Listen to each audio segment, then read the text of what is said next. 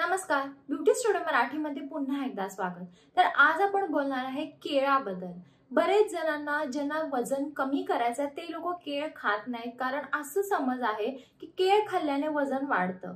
तर केळ खाल्ल्याने खरंच वजन वाढतं का नाही वाढत, ही अशीच एक अफवा आहे, ते मी तुम्हाला आजच्या व्हिडिओमध्ये सांगणार आहे। आणि जर तुम्हाला वजन वाढवायचं आहे तर केळ कोणत्या पद्धतीने खाल्लं पाहिजे आणि वजन कमी करायचं आहे तर केळ कोणत्या पद्धतीने खाल्लं पाहिजे ते देखील मी तुम्हाला आजच्या व्हिडिओमध्ये सांगणार आहे।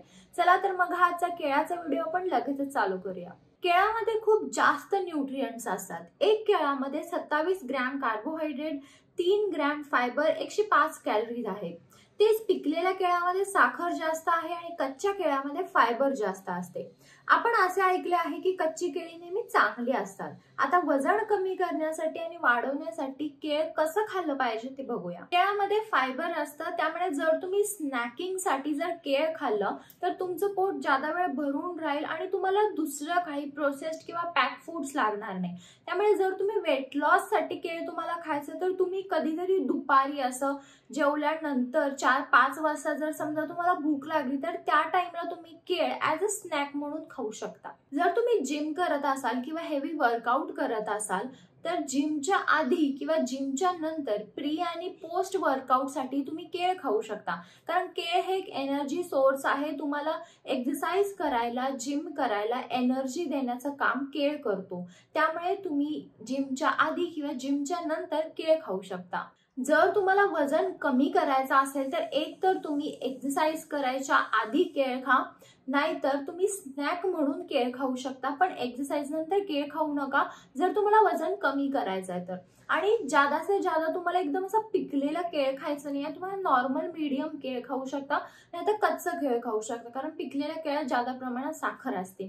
त्यामुळे तुम्ही कच्चं नाहीतर नॉर्मल मीडियम केळ असतं बिना पिकलेले ते खाऊ शकता। जर तुम्ही वेट लॉस करणार असाल, वेट लॉस साठी जर तुम्हाला केळ खायचं असेल तर ह्या दोन पद्धतीने तुम्ही केळ खाऊ शकता वेट लॉस साठी। वेट लॉस साठी एक तर तुम्ही केळ सकाळी खा, भले तुम्ही जिम करत असाल नसाल, एक्सरसाइज करा नाही करा, एक तर तुम्ही सकाळी खा, नाही तर स्नॅक ऑप्शन म्हणून तुम्ही केळ खाऊ शकता। वजन जर तुम्हाला वाढवायचं असेल तर केळ तुम्ही एक्सरसाइज नंतर त्याची स्मूथी करू शकता, म्हणजे केळ, नट्स आणि त्यामध्ये प्रोटीन पावडर वगैरे घालून तुम्ही तुमची स्मूथी तयार करा।